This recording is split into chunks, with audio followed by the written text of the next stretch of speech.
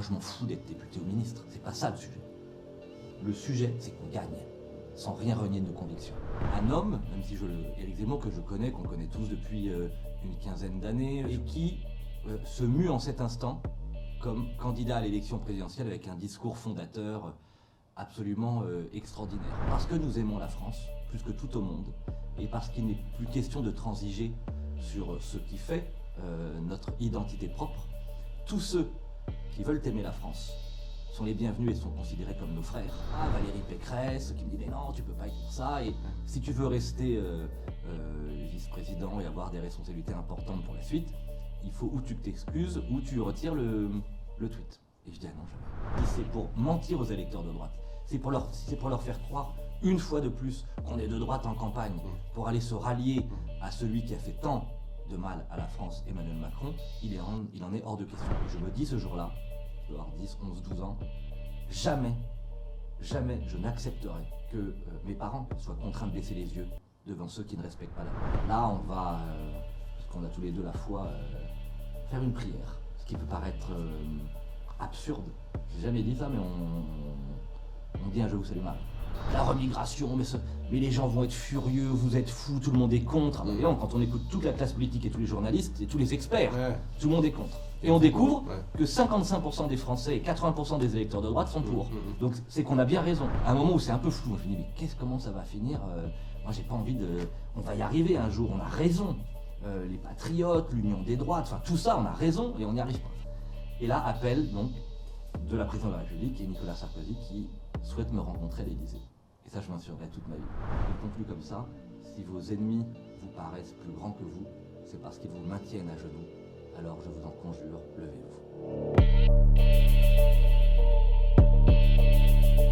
Bonjour à tous, bienvenue sur VA+, pour une émission un peu exceptionnelle, déjà parce que nous recevons Guillaume Pelletier. Bonjour Guillaume. Bonjour. Le vice-président de Reconquête, soutien d'Éric Zemmour donc dans l'élection présidentielle, et puis aussi de manière plus anecdotique parce que c'est le premier tournage dans notre nouveau studio, le nouveau studio de VA+, qui est magnifique. Vous allez pouvoir l'observer pendant tout cet entretien, et j'en profite pour vous demander de vous abonner à notre nouvelle offre payante, qui est formidable. Vous trouverez des contenus exclusifs, évidemment, c'est très important. Continuez à nous soutenir, c'est grâce à vous, grâce à votre soutien qu'on arrive à faire tout ça et qu'on arrive à faire des tournages dans nos si jolis studios. Alors, bonjour Guillaume. Très heureux de te recevoir aujourd'hui pour cet entretien. Un entretien un peu particulier pour moi en fait, parce que ça va être l'occasion de retracer 10-15 années de vie politique que j'ai suivie en fait depuis assez longtemps. Je précise juste pour les gens qui nous regardent que en fait, normalement, habituellement à la télévision, il y a une forme un peu d'hypocrisie, les gens se vouvoient alors que dans la vie privée, ils se tutoient. Nous en fait, on se connaît depuis très longtemps, on s'est connus en 2012, on va raconter d'ailleurs, au moment où on en sera là dans ton parcours, on racontera ça, et donc je préfère, pour être déjà plus honnête, plus transparent, et puis aussi plus à l'aise, ne pas faire semblant d'être autre chose que ce qu'on est. Donc on est copains depuis très longtemps, et ça, c'est ce qui va me permettre d'ailleurs de te faire retracer tout ce parcours. Déjà peut-être un mot pour commencer, cet enregistrement donc a lieu quelques jours avant le premier tour de l'élection présidentielle. Qu'est-ce que tu retiens de cette campagne, peut-être les moments les plus marquants, l'état d'esprit dans lequel tu es aujourd'hui? On est juste avant toi, je sais que tu es un optimiste, donc tu crois toujours au second tour, alors que dans les sondages on a l'impression qu'Éric Zemmour est loin derrière Marine Le Pen et Emmanuel Macron. Qu'est-ce que tu retiens de cette élection présidentielle de 2022, qui en fait pour toi aura été l'occasion, on y reviendra, d'une vraie transgression entre guillemets, parce que tu as changé de parti en cours de route, parce que tu as rejoint Éric Zemmour? Il y a plein de choses. Alors, moi ce qui m'a marqué d'abord, là de manière très personnelle, mais comme je pense des millions de Français, c'est la bascule de Villepinte. Ce rassemblement populaire, l'un des plus grands rassemblements de cette campagne. Et un homme, même si Éric Zemmour, que je connais, qu'on connaît tous depuis une quinzaine d'années, sur les plateaux télévision qu'on entendait, et qui se mue en cet instant comme candidat à l'élection présidentielle avec un discours fondateur absolument extraordinaire. Et tout au long de cette campagne, donc cet homme d'exception, une équipe incroyable qui va enfin fédérer et rassembler plein de personnalités qui depuis 10 ou 15 ans pensaient globalement la même chose étaient incapables de se parler et en tout cas incapables de mener un combat commun. Juste pour situer sur Villepinte, à ce moment-là, tu es député Les Républicains, tu es encore dans ce parti, numéro 2 de ce parti d'ailleurs, même si c'est déjà compliqué avec tout le monde, et tu le regardes où, comment ce discours, comment tu le reçois en fait, puisque tu n'as rien à faire, enfin, tu n'es pas dans cette campagne pour l'instant. Non, effectivement, je le suis à la télévision, ou plus précisément, je suis en voiture, je conduis, et c'est un de mes fils qui tient un téléphone pour que je puisse suivre cette ambiance, ces mots prononcés. Et pour être très direct, alors peut-être que je suis plus sensible que la moyenne, je pleure un moment. À quel moment ? Au moment, et j'entends d'ailleurs la foule être émue, cette foule qu'on caricature comme extrémiste, quand Éric Zemmour va pendant ces quelques minutes tendre la main aux Français musulmans. C'est-à-dire dire que parce que nous sommes patriotes, parce que nous aimons la France, plus que tout au monde, et parce qu'il n'est plus question de transiger sur ce qui fait notre identité propre, tous ceux qui veulent aimer la France sont les bienvenus et sont considérés comme nos frères, à l'inverse de ceux qui la rejettent et qui n'ont rien à faire chez nous. Et je trouve que ce moment est un moment, quand on aime notre patrie, et qu'on sait bien qu'elle fut construite pendant des siècles et des siècles, voilà, c'est un moment extraordinaire qui est à rebours de tout ce qu'on tente en permanence de dire de ce que nous sommes. En fait, nous sommes profondément généreux, comme Éric Zemmour, à l'égard et à l'endroit de tous ceux qui aiment la France. Et là, tu pleures, et en fait, c'est quoi? C'est un déclic, à ce moment-là, tu te dis, je peux pas rester en dehors de cette histoire. En fait, c'est très spontané, donc j'ai cette émotion, cette envie depuis plusieurs mois. Ça avait commencé au grand jury RTL, je crois, au mois de mai 2021. Où là, tu dis à l'époque, en gros, tu dis qu'il faut qu'il n'y ait pas une voix pour Emmanuel Macron dans un second tour avec Marine Le Pen. Alors voilà, j'ai deux questions posées par les journalistes. Une question sur les régionales, puisqu'on est à 3 semaines du scrutin régional, où je refuse de soutenir en tant que numéro 2 des Républicains Renaud Muselier, qui a fait un accord avec les macronistes. Et je dis que je préfère Robert Ménard, Éric Zemmour à Emmanuel Macron, qu'il est hors de question de... Ça créera évidemment un certain nombre de tensions, non pas à la base des Républicains qui pensent exactement comme moi, mais chez les dirigeants des Républicains qui préparent depuis bien longtemps, hélas, un accord avec Emmanuel Macron. Et puis, donc, ça commence au grand jury, et Villepinte, c'est l'aboutissement. Je ressens la profondeur de ce discours. Je sais que c'est un acte fondateur qui portera ses fruits dès l'élection présidentielle, et bien au-delà, on y reviendra peut-être. Et donc, de manière spontanée, sans écouter personne, j'appelle même pas mes amis, des copains parlementaires pour avoir le ressenti, je tweete. C'est-à-dire quelques minutes après le discours. Comment ne pas être sensible ? Voilà, comment ne pas être sensible à ce grand discours pour la France que vient de prononcer Éric Zemmour. Ça suscite, alors, ça buzz comme on dit, je reçois plein d'appels ce soir-là. Alors attends, parce que l'objectif c'est quand même de raconter tout ça, donc tu te fais engueuler en fait.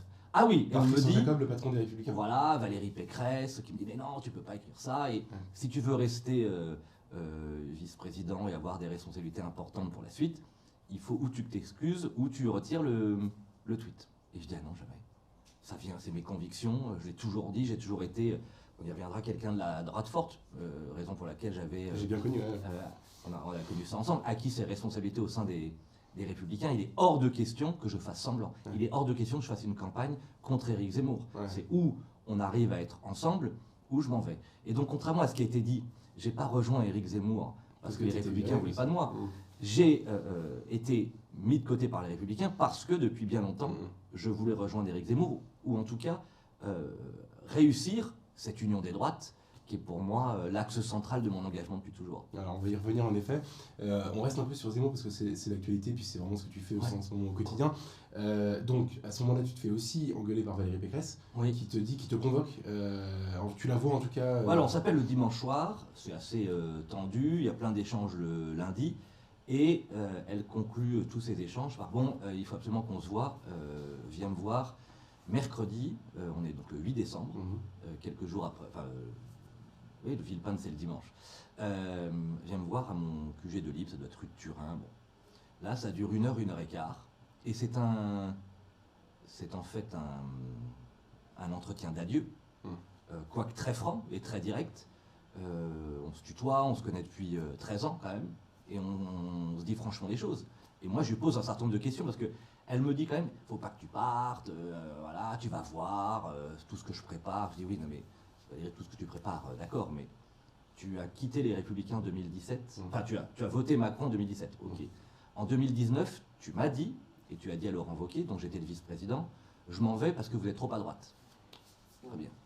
Tu viens de dire samedi soir dernier aux 20h de TF1 que les idées de Ciotti, qui était arrivé second à la primaire, franchement, premier au premier tour et un très beau score au second, et j'avais soutenu Éric Ciotti, tu mets ça de côté. Donc moi j'ai une question à te poser. Tu rentres en campagne présidentielle là, pour incarner, dis-tu, la droite. Est-ce que tu t'engages définitivement, fermement, clairement, les yeux dans les yeux, à ne pas rallier, quoi qu'il arrive, Emmanuel Macron? Je lui pose 2-3 fois la question, jamais elle ne me répondra clairement. D'ailleurs, elle n'a jamais répondu tout au long de cette campagne. J'ai posé la question moi aussi au Palais des Sports et c'est vrai qu'elle ne répond pas. Jamais. Et donc, je lui dis, à partir de ce moment-là, si c'est pour mentir aux électeurs de droite, si c'est pour leur faire croire une fois de plus qu'on est de droite en campagne, pour aller se rallier à celui qui a fait tant de mal à la France, Emmanuel Macron, il en est hors de question. Et donc en sortant, je me souviens très bien, en sortant de cet entretien, la première personne que j'appelle, c'est Philippe de Villiers, à qui je dis voilà ce qui s'est passé, et donc je vais rejoindre l'aventure, ou plutôt l'épopée, Éric Zemmour. Donc là on est le 8 décembre, tu sais déjà que tu vas le rallier, tu l'as rallié un mois après je crois. Et le 9 janvier, oui. Et alors, donc tu as dû discuter avec Éric Zemmour pendant ces semaines, oui. Donc c'est la période de Noël. Mais ma question c'est, est-ce que tu savais depuis longtemps qu'il allait être candidat? Est-ce que tu parlais avec lui avant? En fait, c'est quoi ta relation avec Zemmour? Je sais qu'il y a 10 ans, quand on s'est connus, toi et moi, tu le connaissais déjà, tu faisais partie des gens qui le voyaient, etc. Alors il voyait beaucoup de monde, mais tu faisais partie des gens qui l'aimaient bien. Ça s'est passé comment? Est-ce qu'il t'a associé un peu à la réflexion sur sa candidature? Oui, alors, personne ne le sait ça. La première rencontre avec Éric Zemmour, c'est des retrouvables sur Internet. On l'avait même oublié tous les deux. C'est 2006. Donc c'est vieux, hein, il y a 16 ans. Ah si, oh là là, ok. Oui, je me rappelle exactement. Très bien. Absolument. Et il est sympa avec toi. Voilà.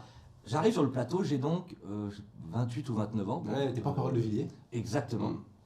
Je dirige la campagne de l'élection présidentielle. D'accord, ouais. Et tu remplaces Philippe parce qu'il est empêché à cause de ces histoires. Exactement. Et j'arrive sur ce plateau, qui est un plateau, on le sait, encore plus quand on n'a même pas 30 ans, assez mythique. C'est une des émissions pas très politique, mais enfin, dont on connaît la difficulté. Et puis à l'époque, il y avait un impact dingue. Un impact dingue. Et là, alors, il y a Laurent Ruquier, il y a 2 chroniqueurs, éditorialistes, dont Éric Zemmour. Et l'autre, ça doit être Michel Polac, non? Alors, est-ce que c'est Peut-être Polac, oui. Ouais. Comme j'ai fait 3-4 fois cette émission après, mais je pense que oui, je pense que tu as raison. C'était au tout début. Je pense que c'est Polac. Alors j'arrive, je défends mes convictions, qui n'ont jamais changé, le patriotisme, l'amour de la France, notre grande inquiétude, parce qu'il ne faut pas oublier qu'à cette époque-là, le grand combat déjà de Philippe de Villiers, c'est la lutte contre le danger de l'islamisme dans notre pays, les mosquées de Roissy, son livre. J'en prends plein la figure. Voilà. Mais je tiens bon. Et un seul va émettre en tout cas un avis d'une forme de bienveillance, quoi. Éric Zemmour. Non, mais il dit un truc sympa du genre il est courageux ce petit, laissez-le tranquille. Voilà, exactement. Ouais. Voilà. Il vient un peu à mon secours dans un moment un peu dur. Je ne vais pas cesser de le suivre, comme n'importe quel Français, tout au long des années qui vont suivre, lisant avec gourmandise ses analyses dans la presse écrite, et puis, comme chacun, le découvrant de mieux en mieux et de plus en plus lorsqu'il bascule sur les chaînes info. Et puis, lui ou Sarah, ouais, je pense que c'est, je sais plus comment ça se passe, mais... Alors Sarah, c'est Sarah Knafo. Ouais, Sarah Knafo contacte, je dirais, en janvier-février 2021, donc il y a un peu plus d'1 an, avec Robert et Emmanuel Ménard, d'ailleurs, et il y a un premier déjeuner ou dîner à 4-5. Et on discute, je dirais, à 5-6 reprises jusqu'à l'été. Donc là, c'est le moment où Zemmour tâte le terrain un peu dans Paris, quoi, pour savoir s'il y a de la place. Alors, il y a cette hypothèse, elle n'est absolument pas, en tout cas à mes yeux, certaine. Je sens la volonté grandir, mais je sais combien une élection présidentielle, en termes d'organisation, de volonté, de détermination, c'est quelque chose de tellement compliqué et lourd qu'il me semble encore long le chemin entre un début de volonté et vraiment l'entrée en campagne. jusqu'au mois de juin, où je dirais que cette volonté, je la sens grandir. Et puis tout d'un coup, je ne sais pas pourquoi, ou alors c'est peut-être moi qui vois mal ou qui perçois mal le truc. Je me dis, ça va peut-être pas se faire. Là, il y a les régionales, on annonce la candidature de Laurent Wauquiez, qui renoncera qu'autour du 15 août. Hein. Ouais, bien sûr. Donc ça me semble... Et puis tout d'un coup, Éric Zemmour se lance et réussit quelque chose que personne n'a jamais réussi, partir de rien, n'étant rien un homme politique, n'ayant aucune structure politique, il va, avec Sarah Knafo, mettre en place une organisation inimaginable et absolument fantastique. Et donc on reprend contact après ces 5-6 fois, à partir de septembre. Le fil sera jamais tellement rompu, mais la vraie bascule, d'ailleurs Sarah et Eric m'appellent dès le dimanche soir après ce tweet qui n'est pas prévu, qui n'était pas prévu les uns avec les autres, qui était le fruit d'une vraie spontanéité sincère liée à cette émotion et à cet amour de la France. Et là c'est parti. C'est une fameuse semaine qui rentrera peut-être dans les livres d'histoire de cette campagne présidentielle, parce qu'on oublie, il y a Villepinte, et quelques jours après, il y a l'arrivée de Philippe de Villiers, en fin de semaine, en Arménie, et ensuite mon arrivée le 9 janvier. Et là, Villiers, parce que de toute façon, on va tout raconter, mais Villiers, c'est vraiment ton mentor, c'est celui qui t'a fait le plus longtemps de la politique finalement. Oui. Et vous vous retrouvez, c'est extraordinaire. C'est des vraies retrouvailles politiques et affectives, parce que Philippe, bien sûr, j'ai eu des engagements politiques depuis 25 ans, on y reviendra, que je vieillis quand même, ça fait, même si j'ai commencé jeune, hein, j'ai dû commencer à 16-17 ans. Mais le premier qui m'a marqué, qui m'a fait confiance, avec qui j'ai noué une relation d'une incroyable et profonde complicité, et avec Philippe, on a à peu près 30 ans d'écart. Moi, quand je commence à travailler avec lui, j'avais 23 à 24 ans. À 23 à 24 ans, vous êtes façonnable, vous êtes modelable, vous enregistrez, et il est d'une exigence considérable. C'est un immense travailleur, c'est un génie créatif. Et 2001-2008, ce fut 7 années absolument merveilleuses sur le plan politique, sur le plan de l'apprentissage, avec beaucoup de hauts et de bas, des défaites, bien sûr, et des succès, dont le plus fondateur pour notre relation, le traité constitutionnel de 2005, avec la victoire du non. Ouais, alors ça tu vas nous raconter aussi. Mais c'est vrai que moi je peux témoigner, pour vous avoir pas mal vu pendant cette campagne tous les deux, c'est assez touchant en réalité, parce qu'il y a un truc presque filial entre vous, et vous êtes en fait très fusionnels. Vous êtes tous les deux des marrants, donc en fait c'est assez drôle. Oui, on rigole beaucoup en plus. On travaille énormément, mais on rigole beaucoup. Et alors, toi tu passes ta vie à te moquer de lui quand même, et de te le Oui. En fait il y a tellement d'affection, et on se connaît par cœur. Il continue, ce qui est incroyable, hein, plus de 20 ans après, on est encore hier soir ensemble à m'époustoufler par ses analyses politiques. J'insiste sur ce génie et de la chose publique et de l'amour de la France et de la créativité. Bien sûr, il a une idée une idée par seconde. Et comme parfois il aime être sa propre caricature, il est incroyablement drôle. Donc on rit énormément, mais on bosse comme des fous. Et il n'y a pas une journée qui commence sans qu'il ait appelé tôt le matin, et toujours l'appel de minuit ou 1h du matin pour analyser la journée et préparer la suivante. Oui, il tourne avec toi à 10 coups de fil par jour. Oui, en moyenne. Il est un peu chronophage, mais on en a besoin de lui. Ok. Et très bien. Alors du coup, on va peut-être faire un rembobinage express pour raconter un peu ton parcours, sachant que en fait, je pense que l'enjeu pour toi aujourd'hui, c'est tu sais qu'il y a eu, alors c'est un peu moins le cas depuis que tu as rejoint Éric Zemmour et que alors tu es très présent dans les médias, et en plus tu ouvres quand même la plupart des meetings, donc tu fais des grands discours avec des références historiques, etc. On y reviendra. Tu vas nous raconter pourquoi, mais avant cette campagne, Guillaume Pelletier, aux yeux d'une grande partie du public de droite, c'était le mec qui un jour finira au Parti communiste parce qu'il est parti du Front National et il a été vers la gauche, donc il finira par être très très très à gauche, le traître en puissance, ou le traître tout court d'ailleurs, celui dont on ne croit jamais à la sincérité. Enfin bref, tu as essuyé vraiment toutes les critiques. Moi, ce que je te propose aujourd'hui, pour te connaître depuis 10 ans, je sais que tu n'as pas changé d'idée, en tout cas depuis que je te connais, de ce que j'ai vu publiquement avant, c'est peut-être de raconter justement la cohérence de ce parcours depuis le tout début. Donc ma première question, c'est quel est en fait le moment de la naissance de ta conscience politique, le moment où tu prends conscience qu'en fait c'est ça que tu as envie de faire? Et alors, je suis totalement d'accord, c'est l'enjeu, parce que avec des erreurs que j'ai Et tu nous diras commises, quelles erreurs, bien sûr. Mais profondément, fondamentalement, essentiellement pour tous ceux qui me connaissent, et pour le coup, je suis quelqu'un, d'ailleurs c'est un défaut parfois, totalement, parfois trop sincère. C'est-à-dire que la sincérité, c'est moi, voilà. Bon. Ça ne m'a pas empêché de commettre des erreurs. Ça commence, moi je suis typiquement le fils des classes moyennes. Mon père était commis de chantier, ma mère laborantine. J'ai 15-16 ans, on vit dans un logement social de la Porte de Vanves, au 13e étage. Il y a 30 ou 40 nationalités. Je vais prendre en pleine figure tout au long de mon adolescence tous les problèmes que la classe politique commence ou fait semblant de découvrir aujourd'hui, sauf Éric Zemmour et quelques autres qui le disent depuis très longtemps. C'est ce grand remplacement, ce grand déclassement. C'est-à-dire que c'est une addition, une juxtaposition, la Porte de Vanves de communautés. Les uns les autres se tirent dessus, d'ailleurs il y a des morts. Hein, mais je connais, moi j'ai habité là-bas. Voilà, faut que chacun comprenne, donc c'est un quartier qui échappe aux lois, voilà, un quartier de non-France comme on dit. Et puis le grand déclassement, avec sur le même palier, il y a des dizaines et des dizaines d'appartements, des gens qui bossent comme des dingues, qui se lèvent le matin, d'autres qui n'en foutent pas une, et cette désespérance qui grandit, parce que le gars qui se lève à l'aube pour aller travailler, d'abord il finit par moins gagner que celui qui ne fait pas l'effort de se lever, et en plus, pas tous les jours, mais enfin assez régulièrement, il est emmerdé par des racailles, il retrouve pas sa voiture qui vient d'être volée ou brûlée. Enfin bon, donc je prends en pleine figure, et vous savez, quand on a 9 ans, 10 ans, 11 ans, moi j'avais une petite sœur, on est deux enfants, le fils aîné, on prend ça, je pense, encore plus en pleine figure. Avec un moment clé que je raconte dans mon livre qui me porte toujours, y compris dans les moments, quoique toujours enthousiastes, un peu plus durs, c'est de voir dans l'ascenseur de la rue Raymond-Losserand mes parents obligés de baisser les yeux devant des racailles qui les provoquent.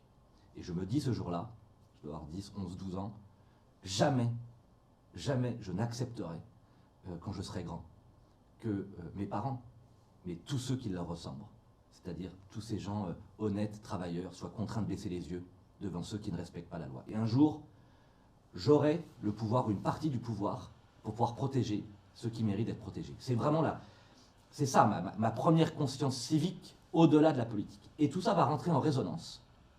Un matin de mai 92, on a un vieux transistor qui est immense, complètement suranné aujourd'hui, dans la cuisine de ce 13e étage de la rue Raymond-Losserand. Et j'entends le générique mythique de France Info, parce que c'était la radio que j'écoutais. Il est 8h. Bon. Je me souviens même des noms des journalistes, bref. Et les correspondants un peu partout. Rome, Marc Crépin, Bonne, Gérard Cher, Madry, Mireille Le Maresquier. Je me souviens de... Bon. Et une voix rauque. Je ne connais pas du tout ce gars-là. Tes parents parlent pas de politique chez toi? C'est pas un sujet? Très peu à ce moment-là. Il y a eu la maladie lourde de mon père, il y a eu le chômage. Donc c'est plutôt comment on est très heureux, il y a beaucoup d'amour, ouais. Mais il y a des difficultés et des souffrances. Mais par mon grand-père, si. Comme mes parents travaillaient énormément et ont connu des difficultés lourdes, mes grands-parents se sont beaucoup occupés de moi, et en particulier ma grand-mère en région parisienne et mes grands-parents de Sologne, voilà, qui explique tout ça. Ton ancrage aujourd'hui. On en reparlera peut-être. Et j'entends Philippe Séguin, qui fait une adresse incroyable, avec des mots qu'un petit gars de la Porte de Vanves comprend, sur un traité européen. J'ai 15 ans. Donc là, c'est son discours à l'Assemblée nationale, il avait parlé quasiment toute une nuit. Exactement. Un discours extrêmement long, ouais. Très fort sur, en gros, peuple français, vous êtes un peuple souverain. N'écoutez pas les élites qui tentent de dissoudre la France, et si vous aimez la France, alors il faut voter non au traité de Maastricht. Alors j'ai 15 ans, je ne peux pas voter, mais je me dis, ah oui, on est un peuple souverain, en fait, chaque individu est souverain, on est libre, et donc je vais commencer à m'intéresser vraiment à la politique en 1992. Alors, un peu moins 93-94, j'ai regardé avec gourmandise la fin du mitterrandisme, l'émergence de Philippe de Villiers en 94, les législatives de 93, je me souviens qu'il y a une vague bleue incroyable, enfin, je suis vraiment tout petit.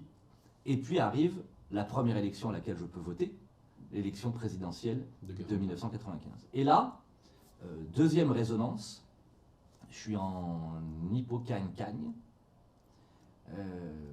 Tous les copains là sont, je sais pas, ils sont à fond Balladur, qui pour moi, alors, j'ai rien contre lui, hein, mais j'ai 18 ans, je me dis, mais qu'est-ce que c'est que ça?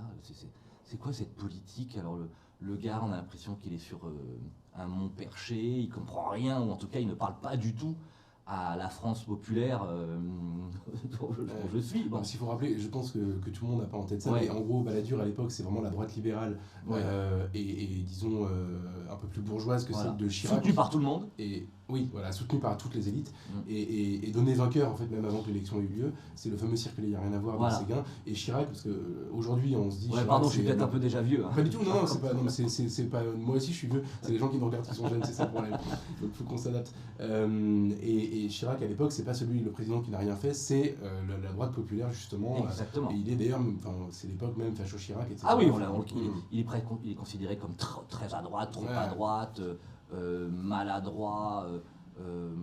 Il tape le cul des vaches, il est à l'aise dans les fermes, c'est qui ce plouc? Mais moi, ce plouc présenté par le système médiatique, il me parle. Et donc, là, j'ai pas de responsabilité, hein, mais j'adhère à un mouvement étudiant qui s'appelle l'UNI, un syndicat étudiant. Moi aussi, j'ai fait ça. Je connais bien. Bien sûr.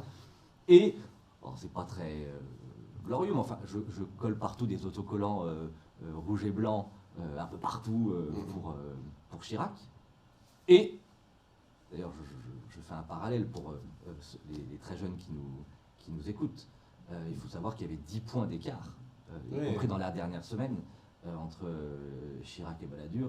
Donc, il faut être toujours très très prudent à l'égard des sondages, une semaine avant. Et se produit un truc étonnant au regard de la campagne, et Jacques Chirac est élu. Donc je pars avec quelques copains, je me souviens, près des Champs-Élysées. Dans son QG, ça devait être Avenue d'Iéna ou un truc. Ouais, c'est ça. Ouais. Donc on a les drapeaux, c'est l'euphorie, c'est une première victoire. On a l'impression quand on a 18 ans que c'est presque sa victoire, c'est-à-dire qu'on a participé à rien du tout à ce truc. Et là, parce qu'en fait c'est ça mon parcours, si on le comprend bien en profondeur, j'ai le parcours d'un électeur de droite depuis 20 ans. C'est-à-dire que j'ai cru en Chirac en 95 et je me prends quelques semaines après l'immense claque Alain Juppé. Jacques Chirac qui a promis de s'en prendre aux puissants, aux comptables, aux banquiers, à la Commission de Bruxelles, d'écouter le peuple de France, d'être intraitable sur les questions d'immigration et de sécurité, dans le prolongement de ce que le RPR disait depuis si longtemps. Trahison. Il nomme Alain Juppé Premier ministre, et là ça va être une politique brutale, voilà, et pas du tout à droite d'ailleurs. Ils vont tout abandonner sur l'identité, l'immigration et la sécurité. Ils vont nous faire 2-3 réformes médiocres. Et ils mettent la France dans la rue. Et ils mettent la France dans la rue, enfin bon, bref, affligeant. Et donc là... Et en fait là, c'est le moment où tu deviens un de ces gens qui quittent le RPR pour le Front National. Exact. Alors là, je me dis, mais c'est pas possible. Pourtant, Séguin 92, Chirac 95, bon ça... Alors Séguin est écuré d'ailleurs, il est complètement mis sur le côté. J'ai des convictions. Mais qui, pour les porter, si c'est plus la droite dite parlementaire, j'y ai cru et ils ont déjà trahi. Et puis, avec une bande de copains, je découvre Jean-Marie Le Pen. Alors la première fois que tu vois Le Pen, est-ce que tu as un souvenir très marquant de Jean-Marie Le Pen quand tu le découvres, quand tu... Ouais. En fait, il y en a deux mêlés, alors je ne sais pas s'il y a quelques semaines d'écart. C'est une émission qui était mythique, c'est l'heure de vérité. Ah, donc toi tu fais partie des gens qui ont regardé cette émission. Okay. François-Henri de Virieux qui l'interroge. Et je découvre quelqu'un dont on me dit, et moi j'ai du mal à croire ce qu'on me dit, puisqu'on m'a menti sur Maastricht, on m'a menti sur Chirac. Cultivé, toisant le système, refusant de s'y soumettre, et parlant des ouvriers, des paysans, des gens simples. On me dit aussi que 25% des jeunes dont je suis croient en lui. Première étape. Et donc, avec toute une bande de copains, on est, je sais pas, une quinzaine de garçons, filles, on passe notre vie ensemble, on va à un meeting, et qui se conclura comme ça, j'oublierai jamais. Je suis tout en haut des gradins, je vois cet homme qui était une bête de scène, ce qui explique beaucoup de la suite de mon rapport à l'art oratoire ou au meeting. Il conclut comme ça: si vos ennemis vous paraissent plus grands que vous, c'est parce qu'ils vous maintiennent à genoux. Alors je vous en conjure, levez-vous. Et là, je me dis, quand même, ça me parle, à la fois ça me parle sur le fond et ça m'émeut. Et donc là, on s'emballe avec l'enthousiasme de la jeunesse. Il y a deux choses concomitantes. Un, on crée une association qui s'appelle Jeunesse Action Chrétienté. Jacques. Le Jacques. L'idée Donc étant... là, c'est déjà avec Nicolas Bay. C'est là qu'on va se rencontrer. Nico est déjà, lui, engagé avec des responsabilités. D'accord. Il doit être le FNJ, ouais. il doit être, je crois qu'il est responsable départemental des Yvelines ou quelque chose comme ça. Moi, je n'ai aucune responsabilité. Ouais. Moi, je suis vraiment j'ai fait Hippo Cagnes. Si je dois être non, je dois quitter Cagnes et je rentre en licence ou en maîtrise à la Sorbonne. Et je suis pas encore prof, ça après. Ouais. Alors, je vais. Non, mais il faut faire une parenthèse sur Nicolas, c'est ça qui est drôle. Ah ouais. En fait, Nicolas Bay, pour ceux qui ne le connaissent pas, il est actuellement député européen. Il était au Rassemblement National jusqu'à il y a encore quelques semaines. Il a rejoint aussi Éric Zemmour pendant la campagne, donc c'est un de tes plus vieux copains, en fait, en tout cas en politique. Et alors, je témoigne là aussi, comme pour Villiers, que vous êtes super complices, que vous vous amusez beaucoup ensemble, etc. Et alors, ce qui est drôle, c'est que vous vous connaissez, donc t'as 18 ans à l'époque ? Ouais, c'est ça, 19, ouais. Et donc lui aussi, vous avez quasiment le même âge, je crois. Oui. Et en fait, vos parcours vont se séparer, tu vas me raconter, Maigret, etc. Et se retrouvent aujourd'hui, donc 25 ans après. Extraordinaire. Ça, c'est extraordinaire, c'est vraiment drôle. Et en fait, vous n'avez jamais perdu le contact. C'est pendant des années, moi, je déjeunais avec Nicolas, qui était un de mes contacts au Front National, et je lui demandais, mais tu connais encore Guillaume Pelletier? Oh, tu sais, je sais pas trop, ça fait longtemps, non. Et toi, je te demandais la même chose, et tu disais, hop, c'est pas sûr. Enfin bref, et c'était très flou, et en réalité vous étiez encore copains, vous voyez encore, parce que toi tu étais responsable UMP puis LR. T'es numéro 2 des LR. Voilà, lui numéro 2 du Front National. Ouais, bien sûr qu'on se parlait. Donc c'est l'amitié interdite en fait à ce moment-là. Ah oui, oulala, on n'a pas le droit, donc pas. Alors, comme on voulait d'abord, on préparait plein de choses. On savait qu'un jour, incapable de vous dire, et de te dire qu'on savait que c'était en 2022. Hein. Bien sûr.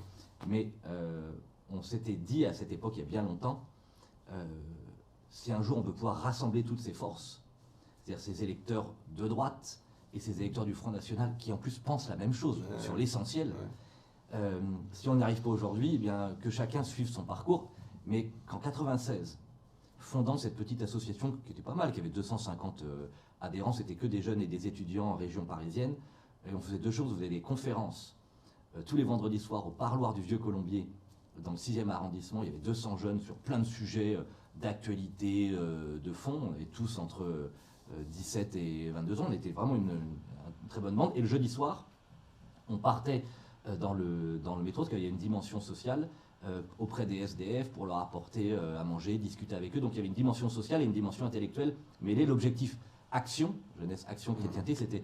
Bon, c'est très bien les dîners en ville, les bavardages, les verres entre copains, mais la France, elle attend notre engagement. Donc c'est comme ça qu'on se rencontre et qu'on lance ça. Et puis on va se retrouver quelques mois plus tard, je crois que c'est en fin 96, donc là pour le coup j'ai même pas 20 ans, et Nico on doit avoir 6 mois ou 1 an d'écart, donc ça doit être ça, à l'université d'été du FNJ, dans le Cher, dans ma région, et où là on va arriver en tête de la promotion assez compliquée, hein, il y a eu plein d'épreuves du FNJ.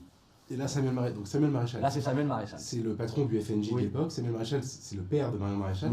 Et à l'époque, c'était le FNJ, quelque chose d'assez puissant en réalité, qui avait un rôle super important auprès de Jean-Marie Le Pen. Et vous lui tapez dans l'œil tous les deux. En tout cas, toi, il t'adore. Et moi, il m'a raconté des années plus tard qu'il avait l'impression d'avoir commencé à te... Ah, mais c'est vrai. Non, mais Samuel est le premier à nous repérer.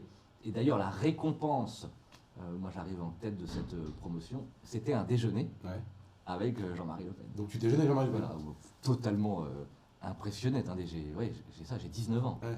Attends, ça se passe comment du coup? Qu'est-ce qu'il dit Jean-Marie Le Pen à un petit jeune de 19 ans qui milite pour lui? Il me dit quelque chose que je citerai d'ailleurs beaucoup plus tard, mais sans dire que ça vient de lui. En même temps, tu peux y aller. Voilà. D'ailleurs, il redira à un meeting à la maison de la chimie, aux âmes bien nées, la valeur n'attend pas le nombre des années. Bah, c'est lucide. Oui. Je me souviens très très bien il le dira publiquement, mais il le dit, et il regarde avec attention, il y a de la...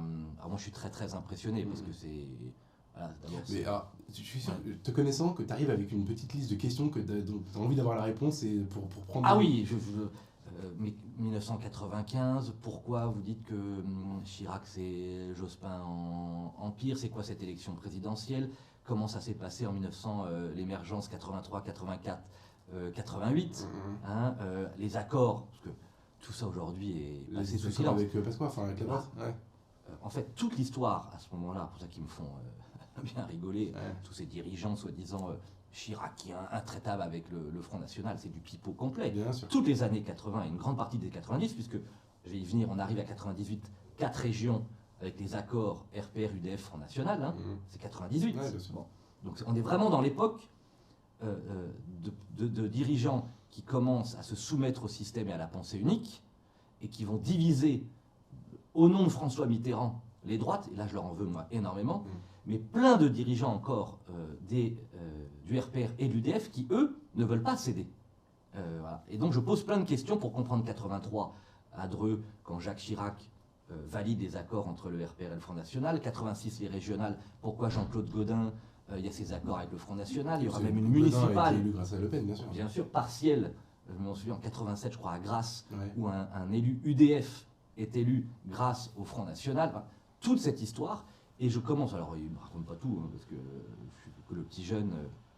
Non, mais c'est déjà ton truc, c'est pourquoi l'alliance avec la En droite fait, n'a pas voilà, marché. pourquoi Ouais. on ne parvient pas, et je reconnais que je pense qu'il en porte une part de responsabilité, alors j'ose pas le dire, hein, mais non, mais par des trucs, des propos inacceptables, quoi. Je me dis, vous n'avez pas le, enfin, je lui dis pas, mais je le pense, vous n'avez pas le droit d'abîmer de belles idées, le patriotisme, par des provocations ou des dérapages qui sont absolument pas acceptables. Donc, il y a tout ça, et tout ce fil va se tirer tout au long des années. 98, je me souviens, je crois que je prépare mon concours pour devenir prof, et c'est très dur pour une raison, c'est que ça doit être mars 98, et je passe ma journée, c'était pas les chaînes info à l'époque, il n'y a pas de portable, hein. J'écoute la radio toute la journée, puisque toutes les 30 secondes, région par région, on raconte les accords. Ce qui est en train de se passer en Languedoc-Roussillon, en Bourgogne, en Picardie, y compris dans ma région Centre-Val de Loire, avec un élu RPR quelques heures, avec les voix du Front National, qui va devoir renoncer sous la pression, évidemment, de ceux qui prétendent être la démocratie, mais qui vont s'en prendre à lui et à sa fille. Il y a tout ça qui me marque, parce que mon histoire, Geoffroy, ton histoire aussi, je sais, en tant que journaliste, et celle de tous ceux que je cite, de ma génération, c'est cette histoire d'union des patriotes et d'union des droites. Comment parvenir, malgré nos erreurs, malgré nos bêtises, mais au nom de notre amour pour la France, un jour, à réussir, et on n'est qu'en 97, j'imagine tout ce qu'on a dû franchir, à ce que tous les patriotes de droite et de gauche, d'une part, et tous ceux qui croient en la droite, qu'ils aient été Le Pen, Chirac, Villiers, se mettent ensemble. C'est le grand défi de notre génération, c'est de mettre fin au magistère moral de la gauche qui nous donne des leçons toute la journée, qui est minoritaire, mais qui parvient à gouverner, parce que nous, qu'on soit patriote et ou de droite, parce que tout ça est intimement lié, en tout cas moi je suis un patriote de droite, on continue à se diviser. En fait, si je comprends bien, le fil rouge de ton engagement, enfin de ta carrière politique, c'est tu es allé à chaque fois à l'endroit où tu pensais être le plus utile pour faire cette union. Ouais. Okay. Alors du coup, je me suis pas mal planté. Non, mais faut que tu racontes tes erreurs, parce que juste, tu quittes le Front National assez peu de temps après. Parce que oui, au moment de la scission, en réalité. Je suis militant, ils commencent à tous s'engueuler et se diviser. Je suis assez écœuré, franchement. Je me dis, c'est quand même incroyable, on porte plein de convictions, et puis une fois de plus les querelles d'ego, leur incapacité à s'entendre et à travailler ensemble. Et donc, en plus, comme je le dis, je passe mes licences, maîtrises, mon concours, et je deviens professeur 98 ou 99, je sais plus, d'histoire-géographie, et je suis en Haute-Marne. Ouais, avec des points, je suis envoyé en Haute-Marne entre Chaumont et Saint-Dizier, au lycée Philippe Lebon. J'ai un souvenir merveilleux, mais j'ai 21 ou 22 ans, 23 ans peut-être. Voilà. Et je deviens prof. Et là, je m'éloigne pendant 1 ou 2 ans totalement vraiment totalement de la politique. Et va se produire un truc. Parce que quand on veut, il y a des rencontres et la Providence intervient. Les anciens de Cagnes, plus que quelques copains liés, donc on est en fin 2000. Je suis prof depuis 1 an et demi. Et on me dit, tiens, il y a un dîner ou une rencontre avec un gars qui s'appelle Philippe de Villiers. Alors, je dis, oui, Philippe de Villiers, ah oui, Maastricht, les Européennes de 94, les Européennes de 99, tiens, Pasqua Villiers, Pasqua qui vient du RPR, Villiers qui vient de l'UDF, mais qui a créé ce grand mouvement d'une droite conservatrice, ils se sont mis ensemble. Ils étaient devant la droite de la liste de Nicolas Sarkozy. Exactement, donc une vraie surprise, mais ils commencent eux aussi, il y a des dissensions. Je vous dis, bon, j'ai rien qui me pousse à rencontrer Philippe de Villiers, que je vois, hélas, comme quoi n'écoutez jamais les caricatures, à travers la caricature médiatique. Je ne sais pas tout ce qu'il a fait. Un vicomte, voilà, je me dis, ça doit être être un vicomte vendéen, un peu chouan. Erreur complète, j'ai honte de le dire, mais je suis franc, c'est l'image que j'en ai. Donc n'écoutez jamais. Non mais c'est vrai, c'est tellement important. Et c'est un coup de foudre. Il y a cette réunion, après il propose à quelques jeunes d'aller dîner. On est près du Luxembourg, et ça dure jusqu'à 2 h du matin. Et j'assiste non seulement à une pièce de théâtre hors du commun, c'est-à-dire que c'est un conteur. Il faut te mettre quand tu dîner avec un Philippe de Villiers en forme, c'est absolument incroyable. Tu t'en sors pas du tout indemne. Et je me dis, mais il est extraordinaire, il a tout compris, il parle de cette union, des lâchetés et des trahisons de la droite. Lui déjà mêle, c'est le premier sans doute, union des patriotes, union des droites, c'est-à-dire union des droites. Le scrutin de 99, c'est l'union des droites, Pasqua Villiers, doublé de l'union des patriotes face aux mondialistes sur la question européenne. Il comprend le premier, cette alchimie indispensable. Et se produit un truc dingue, on discute, il me dit, reviens me voir, quelques jours après je le revois, et il me dit, je vais reconstruire quelque chose par rapport à tout ce que j'ai tiré comme leçon, et si ça t'intéresse, que je sens que on peut faire ça ensemble. Je me dis, je suis prof, ça veut dire quoi? Il me dit, mais tu as un test, tu me réunis 200 ou 300 jeunes dans une salle, tu as 1 mois, et si ça marche, après, tu viens avec moi. Et c'est je me souviens, c'est au musée, comment ça s'appelle, Lascaz, là, où je réunis le 30 mai 2001, c'est jeune, il y a une discussion, des gens, il dit, Banco, tu viens avec moi. Et là, on commence une aventure je ne savais pas du tout, de 8 années, absolument incroyable, avec plein de bas et de hauts, que je résume très vite. 2001, 2002, c'est très difficile, il y a les divisions avec Pasqua, il ne peut pas être candidat à la présidentielle. On met en place tout le parti pour les élections législatives de 2002, ça c'est plutôt une première réussite. Ensuite, en 2003, il me confie, alors que je suis très jeune, le secrétariat général. Donc déjà... En fait, c'est ça, il fait confiance à un mec de 22 ans, 23 ans. Voilà, exactement. C'est vrai que c'est les étonnant. vieux barons, ils ne sont pas très contents. Ça a toujours été mon problème, ça. Et puis, 2 étapes. 2004, on commence tout bas et on va réussir, il va réussir seul le scrutin des européennes de 2004. Ça, c'est incroyable. Et surtout, le 14 juillet 2004, Jacques Chirac annonce, lors de l'allocution présidentielle, l'organisation d'un référendum sur le traité.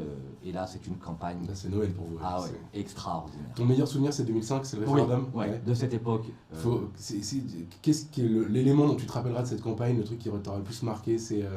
le meeting du Palais des Sports du 21 mai 2005. Alors, il faut que tu racontes cette Je histoire. te raconte très vite, on est en campagne. Pour les gens, le Palais des Sports, c'est une salle qui fait en gros 5000 places, 4500, 5000 places. Et alors nous, Valeur, on l'a fait il y a 15 jours maintenant. Il y a un petit stress du remplissage, l'organisation, etc. Ouais. Alors je crois que toi, tu as eu le même problème que nous, en fait, c'est que tu t'es posé la question, tu t'es demandé si ça allait pas être vide. Exactement. En fait, une campagne, ce que Villiers m'apprend à ce moment-là, et ce qui parle en moi, bien sûr que les stratégies, ça compte, mais c'est d'abord la locomotive des idées. Les idées, les convictions. Bon. Donc, il y a le sujet de la Turquie dans l'Europe. Villiers incarne le nom à la Turquie dans l'Europe. Deuxième sujet, je viens à ta question, mais c'est très important pour comprendre le fil. Et ça, je crois que je ne l'ai pas tellement raconté. Philippe le raconte très bien et très gentiment, parce que c'est mon premier succès idéologique. Un soir de décembre. Ah, tu as parlé du premier polonais. Ouais. Non, mais ça, il faut que tu racontes. Ouais. Alors, encore une fois, les gens ne savent pas forcément, mais la campagne s'est jouée sur une expression. En tout cas, il y a énormément s'est joué là-dessus. C'est celle du plombier polonais. Ouais. En gros, le travailleur détaché qui vient avec les charges sociales du pays d'origine qui sont très basses, travailler en France, piquer le travail des Français. En gros, ça, c'est Villiers qui en parle, qui le sort. Et apparemment, c'est ton idée. C'est ça. Enfin, moi, c'est ce qu'il m'a dit en tout cas. Oui. Philippe, Comment en fait, je te raconte, c'est un truc incroyable. C'est un vendredi. Je veux dire, enfin. Je ne sais pas si c'est le 17 ou le 18 ou le 19, mais c'est un vendredi de décembre 2004. Philippe de Villiers m'appelle, comme 20 fois par jour, et me dit « Guillaume, il y a un truc là qu'on vient de découvrir au Parlement européen, j'y comprends rien, mais... » Il dit « chien d'avalanche, je sens qu'il y a un truc dingue, c'est la directive Bolkestein. Oui. » Il m'envoie tout un truc, illisible, incompréhensible. Il me dit « je fais El Kabash dans 3 jours. » Tu me trouves, tu me résumes, tu me trouves le truc pour qu'on explique ce que ça veut dire aux Français. Je lui fais des trucs, il me dit nul, le jour, la nuit. Et tout d'un coup, le samedi après-midi, je lui envoie, à l'époque, ça va faire ricaner, mais c'est des fax. J'écris un truc et je raconte 2 histoires, en fait sur une page. L'histoire d'un architecte estonien et d'un plombier polonais qui quittent leur pays d'origine avec que tu inventes pour, que j'invente pour traduire pour que chacun comprenne le scandale de cette directive qui en fin de compte va tirer tous les salaires des Français vers le bas, qui va créer un dumping social et fiscal considérable, qui va être d'une injustice terrible pour les Français et pour d'ailleurs tous les pays du monde, hein, enfin tous les pays européens, un drame économique et social aux conséquences folles. Alors ceci dit, vous avez gagné le référendum, mais ça existe quand même. Hein. Ah mais c'est ça qui est on y reviendra, le scandale, bafouer la démocratie, bafouer le peuple, voilà, c'est pour ça qu'il faut maintenant s'unir pour combattre tout ça.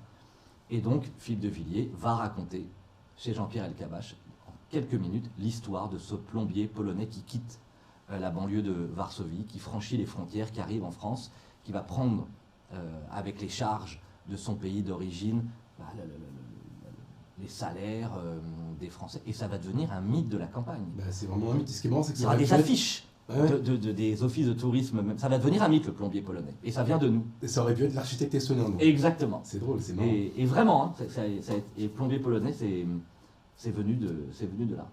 Et on continue à tirer cette campagne.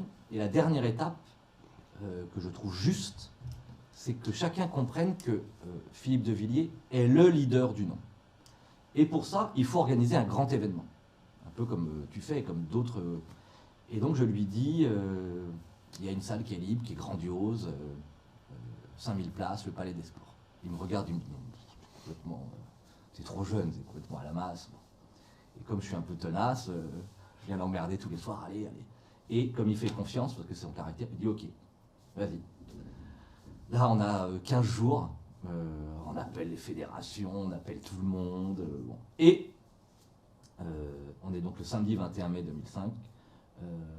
Le meeting est prévu à 15h, on a tout organisé, on espère que ça va marcher, c'est un stress monumental. À 15h15, il y a 700 personnes dans la salle, sur 5000 places. Et Philippe m'appelle. Toi, tu es dans les coulisses, tu vois. Je suis dans les coulisses avec, vous savez, les trucs où on s'appelle les uns les autres, bon, il y a la sécurité. Tu vois le truc et tu pleures en fait. Quoi. Et Philippe me dit alors. En plus, ça coûte super cher aussi. Ça coûte hyper cher. C'est très important de faire réussir le candidat concert, l'homme qu'on aime. Non, mais si tu mets 700 personnes dans la salle, c'est là où on parle. Et c'est là où il y a 92 journalistes accrédités qui sont là et qui sont en train de dire échec complet. Philippe m'appelle 15h15 et je lui dis je vais vous dire, on sait toujours vous voyez, je vais vous dire la vérité. Lui te tutoie, toi tu le vois. Ouais, depuis toujours. Alors qu'on se connaît par cœur. Et je lui dis, je vais vous dire la vérité, c'est un échec, j'ai raté. Je reconnais, pourtant je comprends pas, on a tout bien organisé, ça devait venir de partout, j'avais senti l'enthousiasme, il y avait des inscrits, bon. Et il me dit, c'est comme ça, il m'engueule pas, mais je le sens défait et j'ai honte. là, on va, parce qu'on a tous les deux la foi, faire une prière.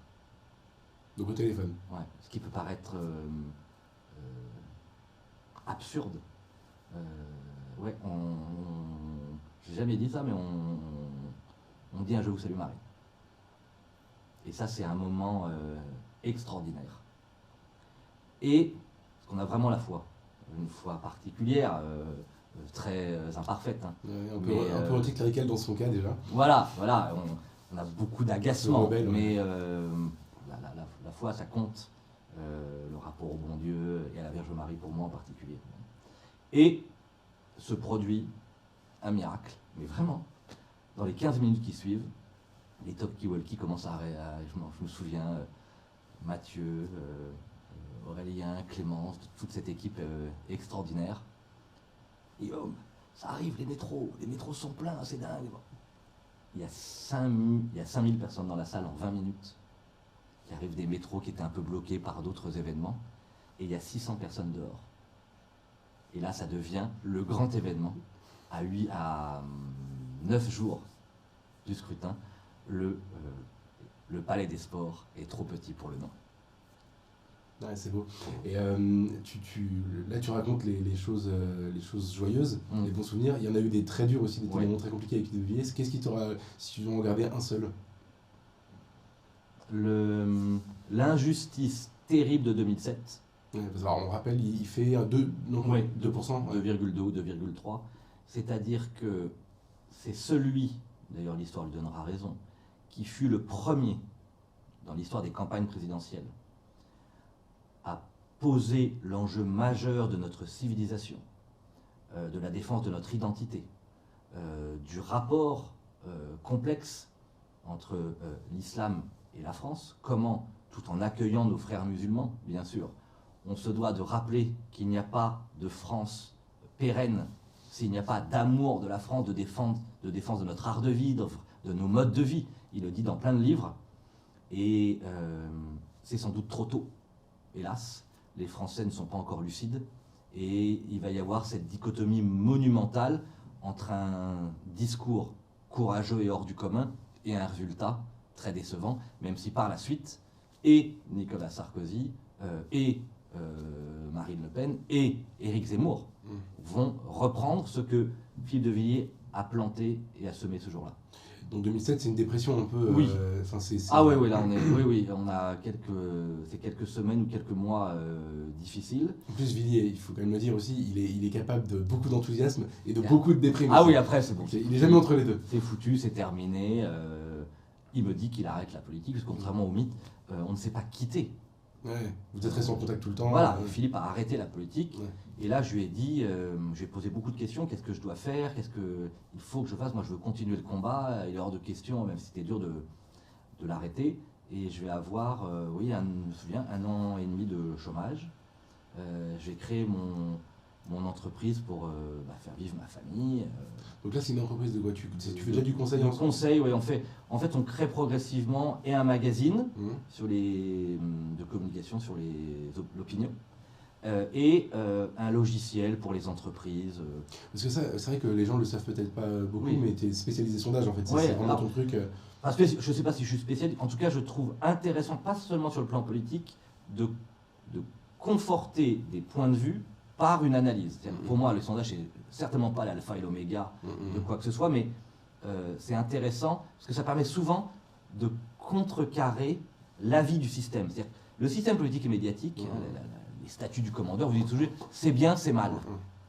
Et heureusement, il y a, au moins sur les sujets de fond, des sondages parfois, on l'a vu tout au long de cette campagne, qui vous disent, ah non, c'est pas une question de bien ou de mal, parce que là, le peuple français, il a vraiment... typiquement ce qu'on a fait nous, ministère de la Remigration.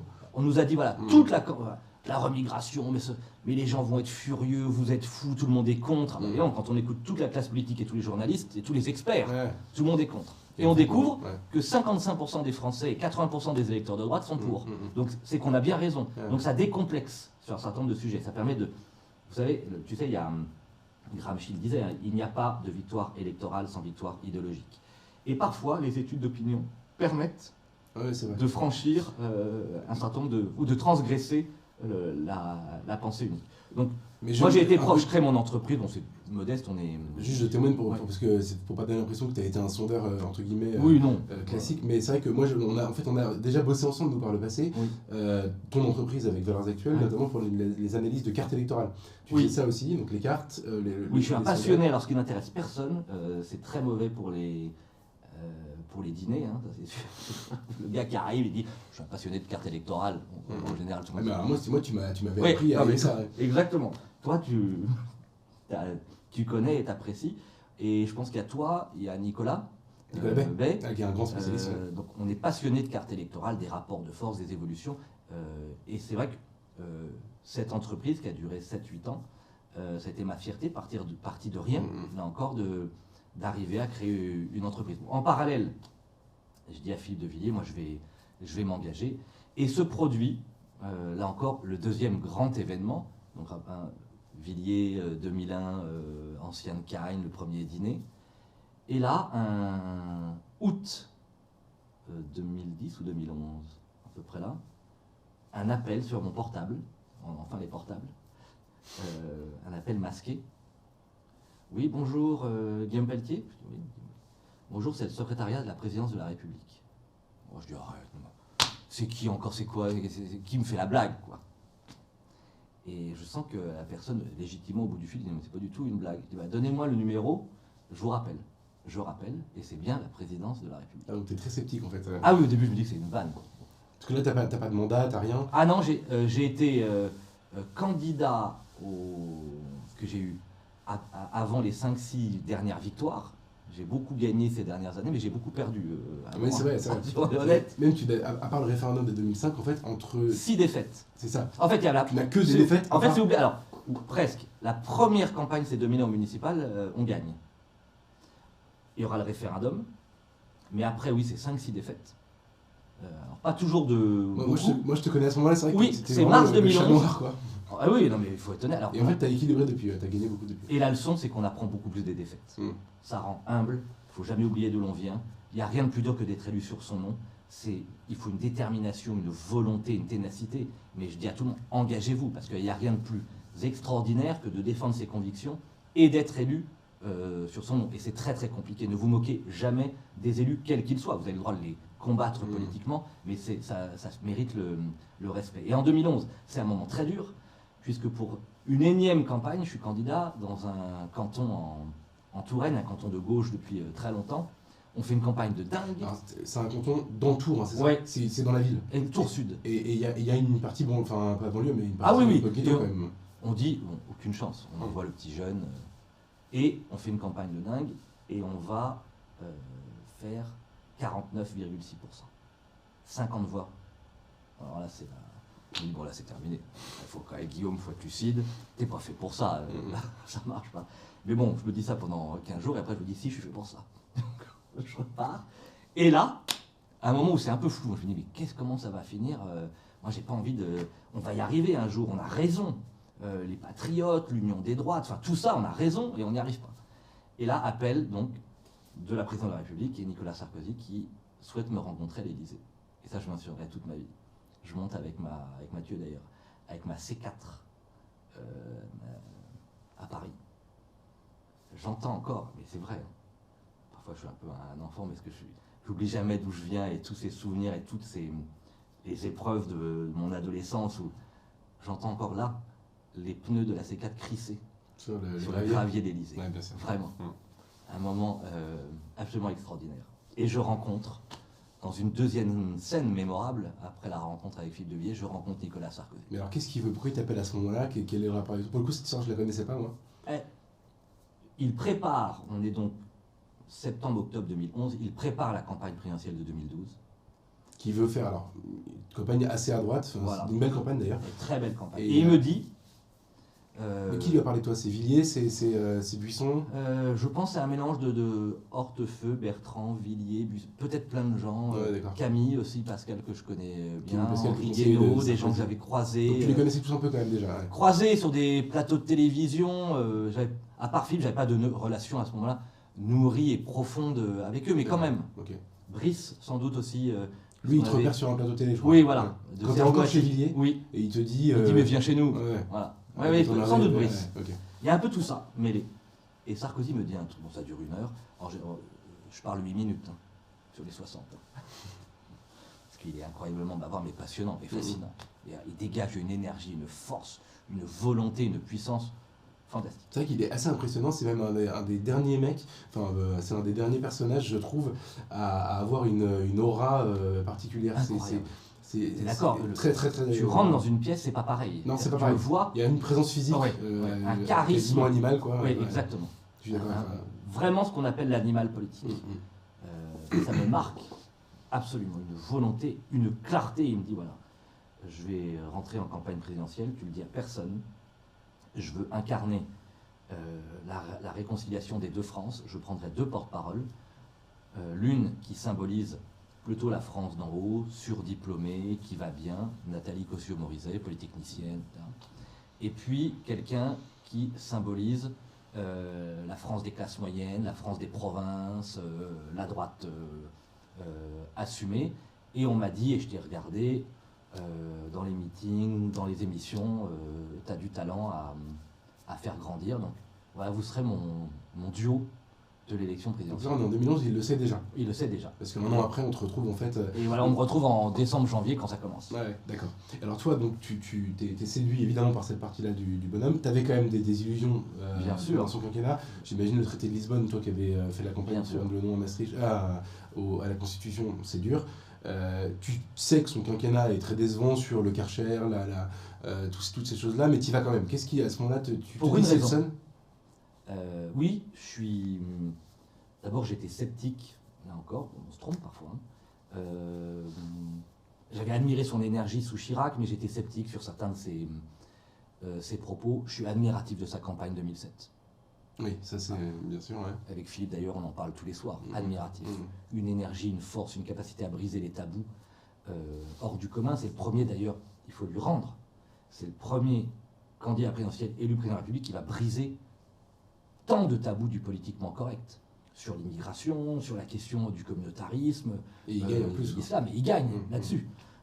Et je comprends, moi en tout cas, de l'intérieur, en discutant, vraiment, c'est ma conviction, c'est pour ça que je veux l'aider et le défendre, que lui a voulu aller loin, en tout cas beaucoup plus loin, mais que jamais son gouvernement ou sa majorité, par frilosité, lâcheté, aveuglement, n'a voulu vraiment le suivre.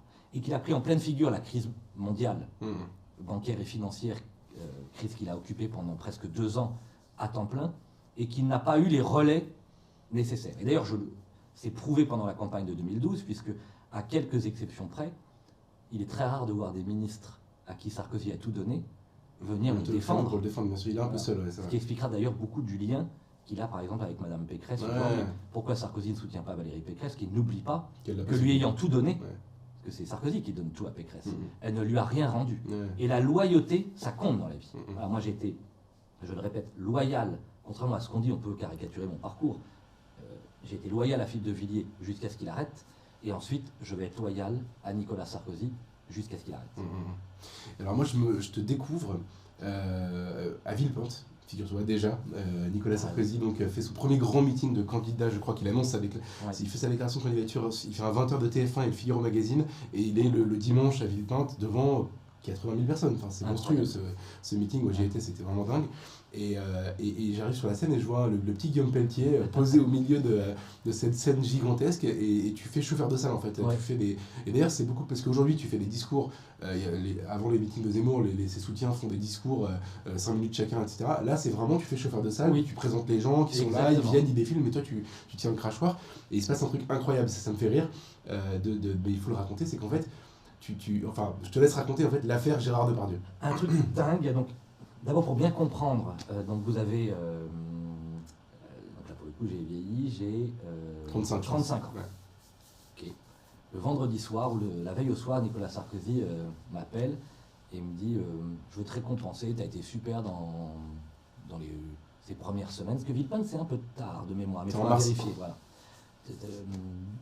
D'abord tu pourras faire un petit mot toi-même de 2 minutes, et puis tu vas animer un peu le truc, il y a 80 000 personnes. Quand on te prévient le vendredi soir pour le samedi, tu dors pas. Je prépare le truc, c'est très organisé, il y a des dizaines de milliers de personnes, c'est un moment très important de la vie politique française. La France entière regarde et suit. Et on me dit, il y a un truc, Guillaume. Alors, tu te trompes pas sur les gens, tu prends pas trop de temps. Quand François Fillon puis Nicolas Sarkozy vont venir, il faut que ce soit nickel. Il y a un truc, le micro, tu ne le donnes à personne. Je dis, bien sûr, à qui je vais donner le micro? Je me dis, un peu bizarre comme conseil. Et là, je parle, c'est juste avant l'arrivée de Fillon-Sarko. C'est le moment un peu important. Et en plus Sarko, on le dit jamais, mais c'est un malade des meetings, de la logistique, de l'organisation, etc. Il regarde tous les détails. Tout. Donc je me dis, il faut être rigoureux, et ça se passe. En fait, il est forcément en train de te regarder en loge. Bien sûr qu'il regarde dans la loge, et je le sais. Ouais. Et tout est nickel. Je me dis, on est dans le bon timing, ça s'est hyper bien passé, il y a eu vraiment tout va bien.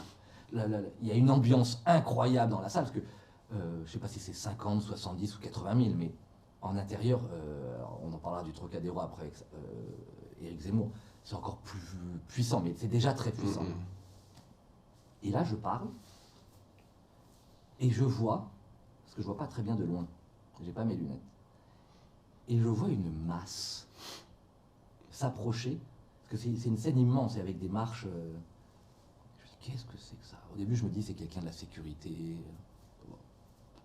Bien géré. Je me dis, qu'est-ce que... Et franchement, je vois, donc il faut imaginer, donc il y a 80 personnes, il y a Sarkozy qui regarde, et je me dis, mais pourquoi? Là, il y a Gérard Depardieu à 2 mètres de moi. Qu'est-ce que c'est que ce truc? Qui arrive, et toi, Guillaume, tu me files le micro. Je dis, bah non, on m'a dit, faut pas du tout filer le micro. Et il insiste, il fait comme, tu me donnes le micro. Je lui dis, là, il y a 2 solutions. Ou je ne lui file pas le micro. Et étant sympathique, mais on voit, je ne suis pas le plus musclé de la Terre, et je vais valser à 15 mètres, ou je lui file le micro, et donc, Sarkozy, ils vont me tuer. Dans une forme de lâcheté spontanée, je lui donne le micro, je peux pas, il y a toutes les caméras, je vais pas commencer à dire mais non, mais attendez, c'est ridicule. Donc je lui donne le micro et je me dis, ça va être, qu'est-ce qui va se passer? Qu'est-ce que vient dire Gérard Depardieu? Et là encore se produit quelque chose de magnifique. C'est un moment, il est solide comme un roc, empli d'amour pour Nicolas Sarkozy. Il vient à un moment où tout le système vomit Sarkozy. Et lui, il vient prendre la parole devant des millions de Français qui regardent pour dire, il prend le micro, je voulais juste vous dire, Nicolas Sarkozy, cet homme dont on dit tant de mal et qui pourtant fait tant de bien. Et il me rend le micro. Et là, je me dis, bon, d'abord c'était génial parce que c'est courageux et c'était hyper court. Ça lance parfaitement l'arrivée de Nicolas Sarkozy, mais j'ai eu chaud. Il y a un truc, Sarkozy, contrairement à... Alors on peut lui reprocher plein de choses, mais il a quelque chose pour nous, les gens de droite, qui est assez agréable quand on discute avec lui, c'est qu'il a vraiment un instinct, en fait il sait, il n'est pas moralisateur, etc. Il sait très bien ce que pensent les Français. Ouais. Et avec des gens comme toi, ou même avec des gens comme moi à l'époque où je le connaissais, il ne fait pas de leçons sur notre positionnement, etc. Non. Et je me souviens un jour, tu m'as raconté, mais c'était il y a longtemps, une phrase que je trouve géniale en fait, dans sa bouche. Il t'aurait dit, je ne sais pas si ça s'est passé comme ça, le fait que tu viennes du Front National, tout le monde dit que c'est ton handicap, en fait ça finira par être ta force. Ouais. C'est ça, il t'a dit un truc comme ça ouais. C'est un des... D'ailleurs, dès 2011, il n'a jamais cessé de me le dire, jusqu'encore aujourd'hui, ce que tous ces gens présentent comme ton handicap premier, ça va devenir à l'époque, et ce sera ton premier atout. C'est-à-dire ton parcours, tu m'as aidé à le dire tout à l'heure, et c'est tellement vrai, c'est-à-dire, il dit tous ces gens qui ont cru en Chirac, qui ont cru en Le Pen, hein, qui ont cru en Villiers, qui ont cru en Sarkozy. Tu es le représentant parfait, sincère d'ailleurs, authentique, d'un peuple de droite qui cherche, parfois par enthousiasme, Villiers 2005, Sarkozy 2007, Chirac 95, parfois par grande désillusion dans des périodes de désert, celle qui va réussir, qu'on appelle depuis 25 ans l'union des patriotes et l'union des droites entremêlées. Et ça, il m'a totalement décomplexé sur le sujet. Parce que j'étais complexé, je reconnais. Ouais, bah, il y a de quoi l'être quand tu vois les Toute médias. la journée, on le bien disait. sûr, bien sûr. Mais d'ailleurs, c'est quoi son positionnement aujourd'hui sur ce que tu fais là maintenant? Le fait que tu ailles chez Zemmour, etc. On sait donc, il soutiendra pas Pécresse. Il va soutenir Macron dans l'entre-deux tours, a priori, ça semble Oui. sûr. Et il n'est pas fan d'Éric Zemmour non plus. Non. Je veux dire, il l'a pas beaucoup tapé pendant cette campagne, il a pas été très méchant, mais moi je sais qu'ils ont une relation qui est pas évidente. Il le détestait quand il était président et il trouvait que Zemmour lui tapait trop dessus chez Laurent Ruquier justement.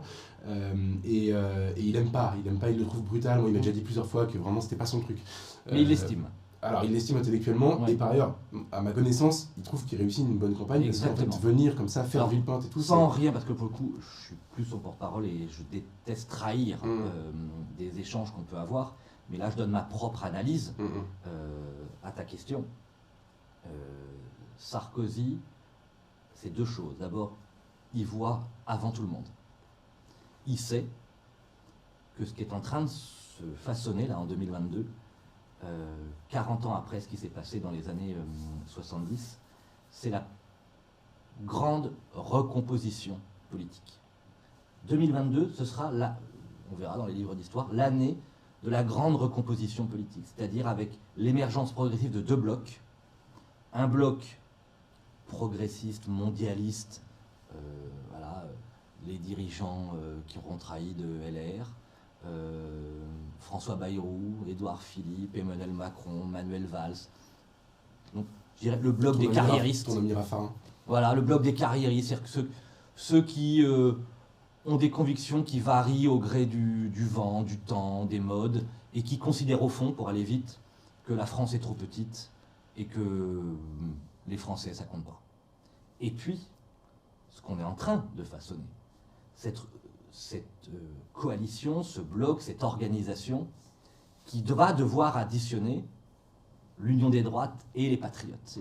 Voilà, et il y a d'un côté, il y a Marine Le Pen, il y a Éric Zemmour, et il y en a plein d'autres, il faut qu'on arrive. Puis tu as des gens à droite, tes anciens camarades. Mais bien sûr, et c'est ça que j'admire profondément chez Éric Zemmour, c'est lui, le Français juif berbère venu d'Algérie, qui ne connaissait rien à la politique du quotidien, même s'il est passionné par la politique, qui a posé cet acte fondateur de dire maintenant ça suffit, ça fait 40 ans que vous êtes séparés, moi je vais vous réunir. Et Sarkozy donc m'a toujours dit donc ça, ces blocs vont se constituer. Il t'a pas engueulé en fait du coup quand t'es Oh non, parti. pas du tout. Non, parce que deuxième chose, et je le comprends en 2012, le 6 mai 2012, le 7 mai 2012, pardon, parce que le 6 mai, rappelons-nous, il fait ce discours magnifique le soir de sa défaite. Tous les Français reconnaîtront qu'il est battu par François Hollande. Vous imaginez d'assez peu. de en peu, fait. en plus de ça. Tout ça parce que toute la journée, là encore, on a dit au peuple de droite, il n'y a aucune chance, 60-40. En fin de compte, c'est 48,5. Si le peuple de droite avait compris que c'était aussi serré, il y aurait peut-être eu une mobilisation. Donc, méfions-nous toujours de ces sondages d'intention de vote qui nous démobilisent ou nous démotivent et qui sont très, très régulièrement démentis. Et Sarkozy dit toujours, là, ce qu'il a fait lui-même, c'est simple. Un politicien, c'est quelqu'un qui suit la meute. Un homme politique qui devient homme d'État, c'est quelqu'un qui pose à rebours de toutes les modes un acte fondateur. Et il me l'explique dans la semaine du 7 mai 2012, puisque cette nuit de défaite, de peu, face à François Hollande, j'ai l'idée, dans le prolongement de la France forte, de déposer à l'INPI, en début d'après-midi le lundi, la marque, la droite forte, Génération Sarkozy, pour reprendre le flambeau du sarkozysme au sein de la droite, qui m'avait écœuré, puisque en gros, tous les électeurs de droite étaient à fond, et légitimement à fond pour Nicolas Sarkozy, et tous les ministres et les barons, on les avait pas beaucoup vus pour soutenir Nicolas Sarkozy. Alors là, Je me dis, je vais pas leur laisser la place, ils détestent, ils ont Sarkozy, et voilà. Bon. Pour donner un élément de contexte sur l'époque, c'est là qu'on se connaît, c'est là qu'on se rencontre. Moi, je suis ta campagne aux législatives à Tours, c'est Valeurs Actuelles qui m'envoie là-bas. On passe une journée à se balader, donc je me souviens très bien, ça m'avait fait rire. On n'a pas beaucoup d'écart d'âge et c'était la première fois que je connaissais quelqu'un je suis un peu plus jeune, mais que je voyais quelqu'un de ma génération, disons, qui faisait campagne comme ça, j'étais très impressionné. Et non, ce qui est marrant, c'est qu'en fait, toi, t'es quand même pas le dernier pour tous ceux qui te connaissent bien et qui t'aiment bien d'ailleurs, disent que t'es quand même aussi un peu un filou. Et là, tu vas déposer cette marque, donc plus personne ne peut utiliser à part toi, et ça les fait hurler. Parce que ils savent à la fois que c'est hyper porteur. En fait, il y a un enjeu, c'est un congrès qu'ils organisent à l'époque. pour novembre. Il y a la bataille Copé-Fillon, dont tout le monde se souvient, et en fait, il y a une autre bataille qui est un peu sous les radars, c'est la bataille des motions, pour savoir qui représente quelque chose, quels sont les courants de la droite. Et en fait, toi, tu arrives, alors que tu es donc porte-parole de Sarko, mais en fait, fondamentalement, 6 mois avant, tu n'étais personne, enfin, tu n'étais pas connu, avec cette marque. Et eux, ils avaient tous décidé, premièrement, de se répartir les postes, et deuxièmement, d'enterrer Sarkozy. Voilà. Et tu fais, en fait, capoter leur plan. Voilà. Et là, tout le monde, enfin, en tout cas, dans les barons de l'UMP, te détestent. Ah oui. Raffarin te déteste. Ah oui. Des mots d'une violence. Je suis convoqué en bureau politique. Et le seul qui me dit, mais tu continues.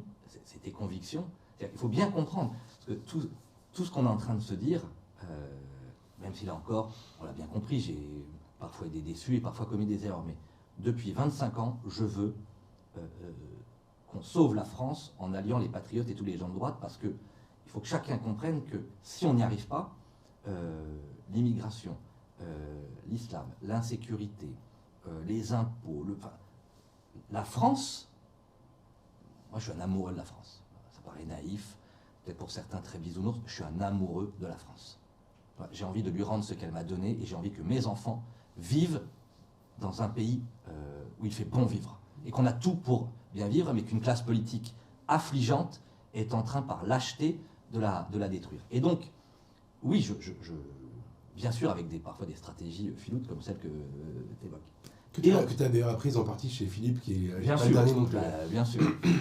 Philippe, Sarkozy, voilà, il faut parfois quand même utiliser des ruses stratégiques, sinon on n'y arrive pas. Bon. Et on dépose. C'est des hurlements, c'est une campagne qui va durer 5 mois, on n'a aucun moyen, je prends ma voiture, je fais 46 000 km en voiture, je fais le tour de toutes les fédérations.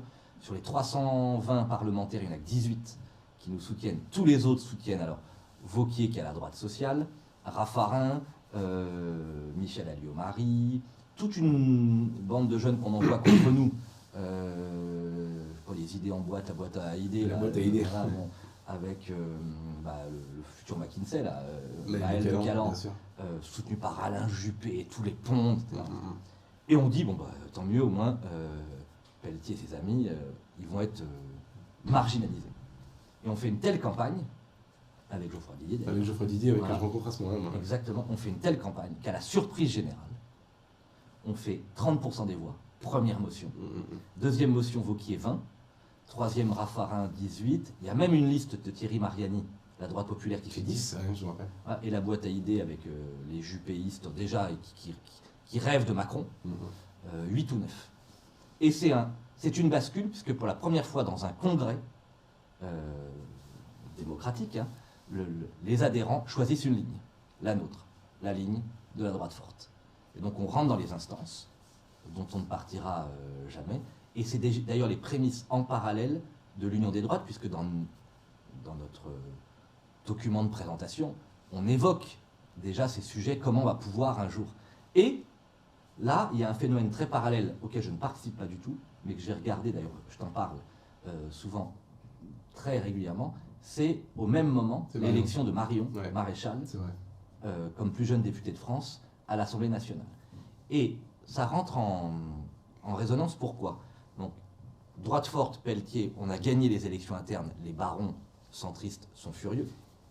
Et Marion Maréchal est élue à l'Assemblée nationale, et premier truc affligeant, Henri Guénaud, classe et élégant comme à son habitude, accepte de lui parler, de lui serrer la main, lors de ses premiers pas à l'Assemblée, lors du premier vote solennel. C'est l'élection, je crois, du président de l'Assemblée. Du président. Et en fait, comme c'est la plus jeune, elle tient l'urne. Exactement. Et tous les députés passent. Voilà. Et il y a ceux qui lui disent bonjour, ils sont quelques-uns. Et ceux qui lui disent pas bonjour, c'est tous les autres. Et tu te dis, mais elle est députée du peuple, légitimement élue. C'est une jeune femme. Alors là, le machisme, l'intolérance, là, on n'entend jamais ça. Et je me dis, c'est pas possible. Il y a deux choses parallèles qui sont en train de... Et je te le dis, d'ailleurs, un jour, on est en 2012, j'espère qu'on pourra réconcilier les droites et les patriotes ensemble. Et bien 10 ans après. Et c'est vrai que c'est drôle parce que moi je suis très copain avec elle, donc je le dis pour ceux qui ne savent pas, et avec toi aussi. Et en fait j'entends parler des deux côtés, de l'un de l'autre. Ça me fait marrer de vous voir aujourd'hui ensemble, assis autour de la table et puis préparer l'avenir évidemment. Et alors, là, on va peut-être... Parce qu'il y a quand même une sorte presque de traversée du désert. Alors pourtant, en 2017, tu es élu député, les choses se passent plutôt bien pour toi, mais en fait, tu fais... Par exemple, la campagne de François Fillon, tu es complètement absent. Oui. Ça, c'est vraiment pas ta droite. C'est baladure pour toi, en fait. C'est la ligne Ouais, de baladure. exactement. Je me sens... En fait, il y a deux choses. C'est que Sarkozy me dit, et Jean-Louis Borloo d'ailleurs, très légitimement, au lendemain de cette victoire 2012-2013 de la droite forte, il y a un boulevard, Guillaume, mais il y a une condition, c'est que toutes tes convictions, tout ce en quoi tu crois, il va falloir que tu ailles le confronter au moins pour un temps avec le réel. C'est-à-dire, essaye, tu vas voir, c'est dur, et tu apprendras beaucoup de choses de te faire élire sur ton nom. Et donc pendant presque 10 ans, ça compte, hein, et ça explique aujourd'hui ma force intérieure, parce que j'ai confronté plein de choses. J'ai été maire d'une commune rurale, j'ai été président d'une communauté de communes, j'ai été élu à la région, je suis élu député en 2017, et puis il y a 6 mois, j'ai été relégitimé aux élections départementales dans le plus gros canton de mon département. Il faut imaginer, parce que vous imaginez l'alliance de tous les centristes, de la gauche, de l'extrême gauche, qui font tout pour empêcher des gens comme moi d'être élus. Donc être élu face à tout le monde, en plus, seul contre tous... C'est pas dans une région spécialement à droite. Non, il faut vraiment avoir ce lien direct avec les Solognots, les Loiret-Chériens. Voilà, on a ce lien magnifique. J'y vis dans la région depuis 20 ans. La Sologne, c'est toute mon histoire. D'ailleurs, j'y vis aujourd'hui. Hein. Quand moi, je monte à Paris. Alors, j'y vais, je suis obligé d'y aller. Mais je suis heureux, et tu le sais très bien, chez moi en Sologne, au milieu des bois, des étangs. Et je pense que les Loiret-Chériens me font confiance parce qu'ils sentent, même s'ils ne sont pas forcément toujours d'accord avec moi, que je suis profondément amoureux de notre terre et que je suis un homme de conviction. Voilà, et qu'ils ne veulent pas donner tous ces pouvoirs à Emmanuel Macron qu'eux rejettent. Voilà. Alors, donc il y a vraiment ça, ouais, effectivement. Il y a une parenthèse extraordinaire parce que je reviens en politique nationale vraiment en 2019 en étant élu numéro 2 du parti, mais surtout dans cette campagne présidentielle avec Éric Zemmour. Et alors justement, c'est peut-être un truc, parce que moi j'ai toujours entendu tous les gens que je connais me dire « mais Pelletier, catastrophe, etc. » Moi je savais qui tu étais, enfin ces discussions-là on les avait déjà. Il y a un moment où quand même, non pas que j'ai douté, mais j'ai pas compris ce que tu faisais. C'est le moment où tu as commencé à, alors c'est des gens très respectables par ailleurs, mais à dire beaucoup de bien de Xavier Bertrand comme si c'était un peu ta solution pour sauver la France. À t'allier régulièrement avec des gens comme Damien Abad ou Aurélien Pradier. C'est pareil, je les aime beaucoup, ils sont très sympathiques, mais c'est vraiment l'aile gauche des Républicains. Abad, il vient du centre, il était avec Hervé Morin pendant longtemps. Pradier, c'est presque même, alors c'est respectable aussi, mais c'est vraiment, pour le coup, même il est de gauche, je pense, quoi. Et à ce moment-là, je me dis, tiens, non pas que je pense que tu finiras au Parti communiste, mais je me dis, c'est une inflexion que je lui connais pas. Je sais par exemple que sur la question économique, tu es en fait assez peu libéral. Oui. Et je sais que tu es, comment dire, pour une droite populaire qui en fait, mais c'est une tradition qui existe. Moi je suis un peu pareil d'ailleurs, donc ça me dérange pas du tout. Mais là par contre tu fais des trucs que je reconnais pas. Tu dis, je me sens un jour, je crois, je lis dans le Figaro, dans je sais plus quel journal, tu légitimes la position d'un de tes collègues députés qui est lui pour la PMA, je crois, et tu dis mais c'est très bien dans une famille politique qu'il y ait des gens comme ça et tout, des trucs que je te connaissais pas, à ce moment-là on se voyait pas en fait, on s'est perdu de vue pendant un moment, et donc qu'est-ce qui s'est passé à ce moment-là? Tu t'es cherché ou alors Non, ça a été les limites de l'exercice d'être chef. J'étais numéro 2 du parti, et donc ça donne une responsabilité de rassembler. Moi je suis fait pour être chef certes, mais je peux pas être chef d'une auberge espagnole, et je l'ai compris. En fait, j'ai été piégé, entre guillemets, mais consciemment. D'abord, j'aime les gens. Je suis un sensible. Moi, je suis pareil, tu sais, tu l'as dit, humainement, j'aime Damien. Là, on s'entend bien. Quand je vois Maxime à l'Assemblée, moi, je suis radicalement opposé à la PMA, à la GPA. J'ai voté systématiquement contre de manière cohérente. Mais je n'accepte pas que quelqu'un qui pense différemment de moi soit cloué au pilori, etc. Donc c'est ça que j'ai voulu dire. Je l'ai sans doute mal dit. Mais pour que chacun comprenne, en 2019-2021, je suis donc numéro 2 d'une très grande formation politique avec des dizaines et des dizaines de parlementaires, des milliers d'élus locaux, et j'ai le rôle à la fois d'incarner la droite forte, qui est la mienne, mais d'être aussi capable de fédérer et que chacun se sente bien. Et sans doute, avec le recul, je me trompe. C'est-à-dire que j'ai mis d'abord devant l'humain la volonté que tout le monde se sente bien, sans comprendre, enfin je l'ai compris après, que tu ne peux pas être un grand chef d'une auberge espagnole, c'est-à-dire d'un mouvement au sein duquel des gens pensent sur quasiment tous les sujets autant de choses différentes. Parce que la colonne vertébrale qui est la mienne, elle est simple, tu l'as évoqué. Sur le régalien, je suis profondément de droite, totalement de droite. Identité, immigration, sécurité. Sur la question économique, je suis, alors j'aime pas ni un libéral ni un social, je veux juste qu'on laisse tranquille les entrepreneurs, les artisans, les commerçants, et je suis donc anti-taxes, impôts, paperasse, bureaucratie, mais je veux aussi que tous ceux, ça c'est ma famille, c'est mon histoire, qui bossent, soient récompensés et aient des salaires décents et dignes. Donc oui, je suis plutôt dans une... mettre des freins à la mondialisation. Exactement, et donc je suis plutôt dans une filiation gaulliste que dans une filiation giscardo-baladurienne. Voilà, ça c'est vrai. Et puis, sur le plan sociétal, j'ai des convictions très claires, très fortes, que j'ai toujours exprimées, mais j'entends aussi que voilà, ceux qui pensent différemment soient... Moi, j'ai tellement été caricaturé que c'est pas pour caricaturer ceux qui ne pensent pas comme moi. Mais en gros, ton erreur à ce moment-là, c'est que tu mets l'emballage, c'est-à-dire le rassemblement, avant le contenu. Avant le contenu. Et donc, ça finit par être impossible. C'est exactement pareil avec Xavier. Je m'entends humainement très bien avec lui. Il ne faut pas oublier, c'est pas pour totalement m'exonérer, mais qu'à ce moment-là, au printemps, il n'y a aucun autre candidat. Mon objectif, c'est de battre Emmanuel Macron. Il n'y a aucun autre candidat. Et puis, évidemment, qu'après, c'est pas cohérent, c'est pas possible. Et se produit à partir de septembre ce que nous attendions tous depuis longtemps, mais ce fut improbable que ce fût lui, c'est Éric Zemmour qui pose cet acte fondateur qui est à la fois pour moi un accomplissement de 25 ans d'engagement et le commencement, parce que une élection présidentielle, il n'est pas candidat à une départementale ou une régionale, Éric Zemmour, il est candidat à l'élection présidentielle autour de plein de choses, le grand remplacement, la France, mais sur le plan de la stratégie qui est indispensable pour gagner, l'union des droites, c'est-à-dire fédérer ce qui a été divisé. Et donc c'est le début de quelque chose d'extraordinaire. On va conclure sur ce qui va se passer après d'extraordinaire. Juste au moment où tu l'as rejoint, on s'est beaucoup revus à ce moment-là, et tous les gens qui te connaissent ou qui t'aiment bien depuis longtemps, j'ai entendu dans leur bouche de manière unanime, on a retrouvé Guillaume, il va bien, il est bien, il est plus dans la contorsion donc, que tu viens de décrire quand tu étais au Républicain. C'est vrai, ça t'a vraiment libéré? Oui. Ah, j'ai jamais, je le dis d'ailleurs, j'ai jamais été aussi heureux. Là, parce que j'ai mûri et grandi et souffert pas mal de plein de choses dans ma vie, comme dans la vie politique ces 20 dernières années. Donc on n'est pas pareil à un peu plus de 40 ans qu'à 18 ans. Donc j'essaye de mettre cette maturité ou cette expérience au service de ces convictions.